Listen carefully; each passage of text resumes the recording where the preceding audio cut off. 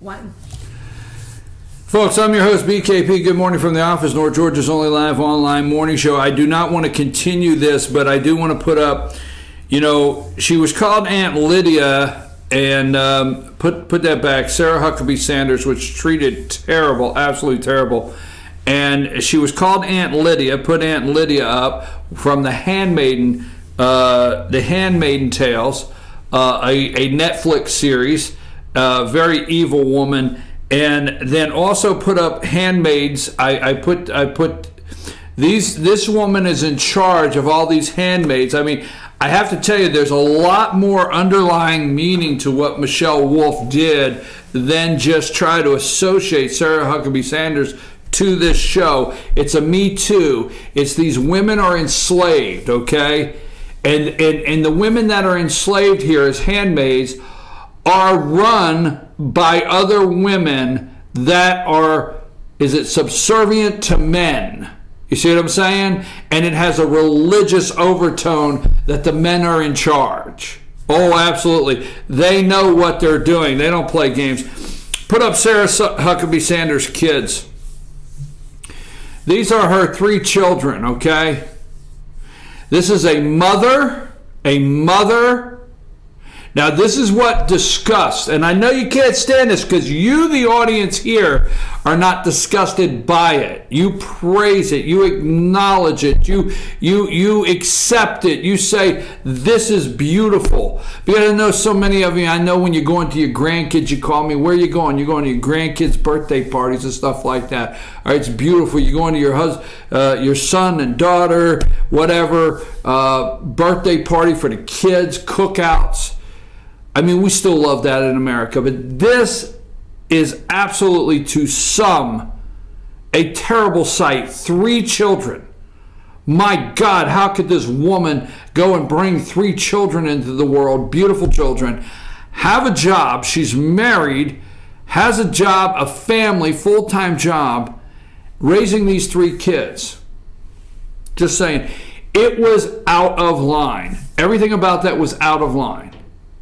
Because all of the things that they're playing on TV this morning are all things Trump said. And if you want to go after President Trump, go after President Trump. If she would have had a 20 minutes of, you know, nasty, vulgar stuff that I don't even want to hear, and it all went after President Trump, fine, go after President Trump. And then if the media was out there saying, well, Trump said it first. Trump said that Kirsten Gillibrand would literally do anything for a campaign contribution. Trump said all these nasty things about these women. Leave Sarah Huckabee Sanders alone. Now, I will tell you, the left knows what they're doing. Sarah Huckabee Sanders has gone into the White House. She's not the, who was the last woman that was in there? Sean Spicer? So, Sarah Huckabee Sanders is not Sean Spicer.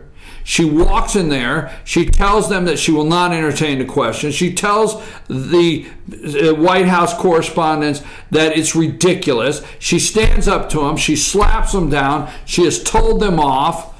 I mean, she has handled that podium like no one that I can remember.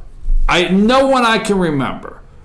Probably the White House press secretary I might have admired and respected the most was Tony Snow. And don't take that wrong and negative. Tony Snow, I really like Tony Snow, okay? But this woman has gone in and she has to answer the questions when we have a deep state of a corrupt Department of Justice, FBI, and the intelligence side of this country, and she has to go in and make the defense, and she's fighting the battle in the front line every day against the White House correspondents that are doing everything they can to help try to take down the President of the United States. And they decided they would get even with her last night. You do not fall for the White House Correspondents Association did not realize who this woman is. You do not fall for that they did not realize she would get up and go after Sarah Huckabee Sanders. You don't fall for that they had Sanders sitting there and said, you know what, we sit and you knock us down, get ready because it's coming. Don't fall for it 1 minute. Okay, let me go on to something else, okay? let's move on to Donald Trump is literally, whether you like it or not, he's literally changing time in North Korea. Now, in Michigan, in Washington, Michigan, Trump had a standing room only crowd. Okay? And he was Donald Trump. I love when the guy gets proud of himself, walks around the stage. But he said, they're saying, could Donald Trump, what did Donald Trump have to do with North Korea? And he says, maybe everything. Folks, let me tell you something. He has. Now, without going into great detail, all right,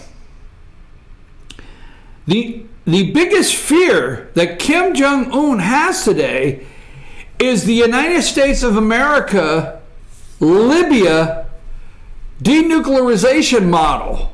That's the fear he has. See, we went to the Colonel Gaddafi. We went to Colonel Gaddafi, not Colonel Sanders. We went to Colonel Gaddafi in Libya. And we put the Libyan denuclearization plan together. And he did it. He followed through. Next thing you know, he was drugged through the streets like a piñata. Hillary Clinton, Secretary of State. There is Gaddafi drugged through the streets like a piñata. And not to mention, our ambassador, Stevens, was drugged through the streets in Benghazi. Okay? Obama's president. Hillary Clinton, Secretary of State. Susan Rice is on the Sunday morning shows lying about it. But I will say this.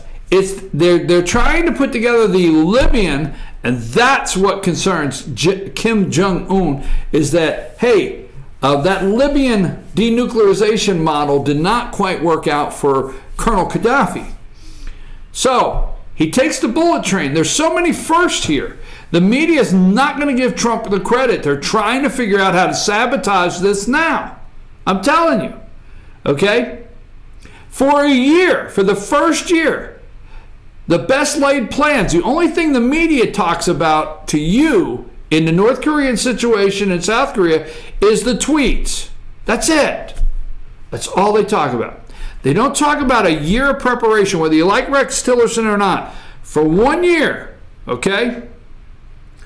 Mike Pompeo, the President of the United States himself, and Rex Tillerson, Secretary of State, worked the South Asian Sea there. They worked it. They went to China. They went to Japan. They went to Indonesia. They went to Vietnam. They went to the Philippines. They went everywhere there. South Korea. They went everywhere and laid all the groundwork for a year. And Kim Jong-un watched that. He watched for a year. Okay, thank you for putting that up. That's the president and Kim Jong, president of South Korea, and the dictator Kim Jong-un. He watched for a year. He watched President Trump go to China. He watched President Trump, eat dinner with Xi. And he's sitting back and he's saying, wait a minute, President Xi of China, that's supposed to be my friend. Wait a minute. No. Trump's over there making friends with my friend. Trump is over there talking to, he's talking to our #1 ally. So this guy does a first. He takes the bullet train, 17.5 miles an hour. First time since becoming dictator does he leave, all right, the country. First time. And he goes to China for a meeting. And my opinion is, I'm not in there. But hell, MSNBC is over there making up all kinds of stuff. My opinion is this guy goes to China and he says, hey, if I work things out, are you going to sit down with the Americans and get them to promise that they're not going to come in and take me out? Are you? And if they do, will you support me? See, that's what happened the first time China got involved. Yes, go to the 1950s, see how many Chinese died in the Korean War fighting with North Korea. So anyhow, he's over there saying, are you promise? He is going to allow journalists in. A first. There's so many firsts already. Well, we don't know. We have to hold back and watch and see. Yes. We do. Because the media is going to do everything to say Libyan denuclearization model to this guy as many times as they can. That's what they're going to do. The media is going to do everything they can to upend this, get rid of this deal. So here's the thing. First, South Korea, as simple as it can be. South Korea steps across North Korea president. Vice versa. Steps across. You know, I never thought, what is it called? Defect? Right? He could have defected to South Korea when he was on. He could have run. Here's a joke. I understand. But first, they're going to let reporters in. And you keep wondering why this guy is going to do this and why he is even considering this. His people are starving, folks. They're starving. The sanctions, they are starving over there. And I'm telling you, there's an uprising.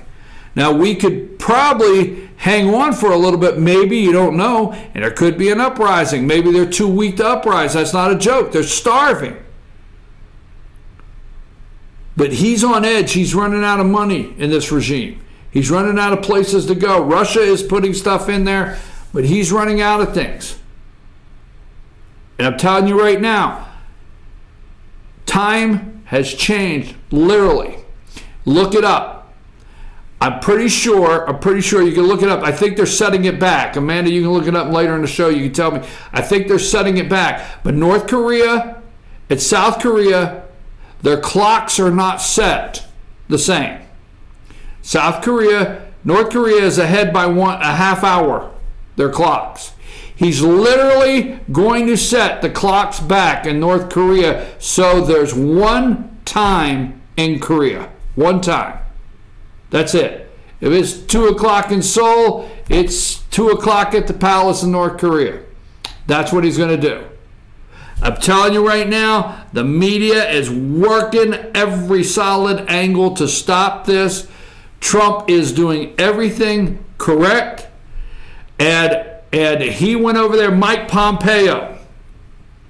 Mike Pompeo went to North Korea and carried the president's message. Okay? He carried it over there. And here's what Mike Pompeo did. He took a read on Kim to see if he is serious about the meeting. That's what Pompeo said Sunday. When he went over there, he carried the president's message directly to Kim Jong-un of how this would go. And trust me, Mike Pompeo did. At the time Mike Pompeo went over there, he's head of the CIA, not the State Department. And he went over, probably with a team of specialists with him, to take a read. Look at Pompeo's words. He went over to take a read to see if this guy was serious about a meeting. Folks, I do not know what the Democrats will do. It absolutely killed them Sunday. It's killing them this week to have an admission that this is big and Trump gets credit. It's hard for Democrats not to give the President of the United States credit where this is concerned in Korea when the North Korean media is actually being respectful to the president. When the North Korean media is saying, hey, we're going to let reporters in here. When Macron, the French president, is saying, hey, you know what? Trump's pressure, the sanctions, the president's leadership, it's pretty hard. How do they go on TV when the president of South Korea and their foreign minister in South Korea are in the media all over the place saying President Trump's pressure and his tactics? Just saying. All right, so that is coming up as far as the meeting there in North and South Korea.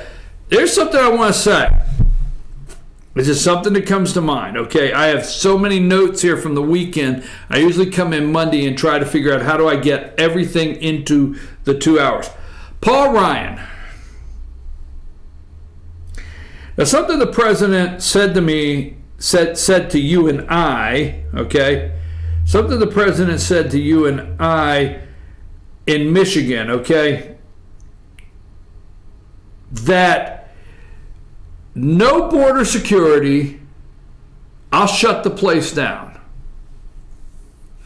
You realize the omnibus deficit busting trillion-dollar spending package, 1.3 or whatever it is, only lasts till September? I want to know what Paul Ryan is leaving us with. I just got thinking about this yesterday. I don't know why I've not thought about this before, but John Boehner had an omnibus budget sitting on the table when Paul Ryan became Speaker of the House, and Paul Ryan came in and said it was baked in the cake, it was sitting on my desk, I could not start over, we didn't have time. We never have time. We could do a 30-day continuing spending resolution, but we didn't have time. We didn't have time. We could do 6 30-day continuing spending resolutions. We can have the media hype up it's midnight and will the government shut down. But in this particular case, Paul Ryan did not have time to go back on this omnibus spending bill and start over. So he handed it to the President of the United States. He gave Barack Obama his last 2 years. No arguments, no problem with the debt ceiling, nothing. He just had Obama skate right out of town with no issues whatsoever. Then he comes in, and under the leadership, you see what we have gotten. And now we just got this massive omnibus bill that they pushed through, but September. Folks, there's another omnibus being put together now, spending bill for September. Another one, a massive spending bill being put together. I wonder what Paul Ryan, Speaker of the House, that says he's retiring and leaving after this year, is going to leave us with. I'm your host, BKP. Good morning from the office, North Georgia's only live online morning show. Are you tired of hearing about James Kelly, the former disgraced FBI director? Are you tired of hearing his name? I am too. I want to talk about the polls for the Georgia governor as soon as we return. And we're going to go straight to that. Take us to break, Amanda.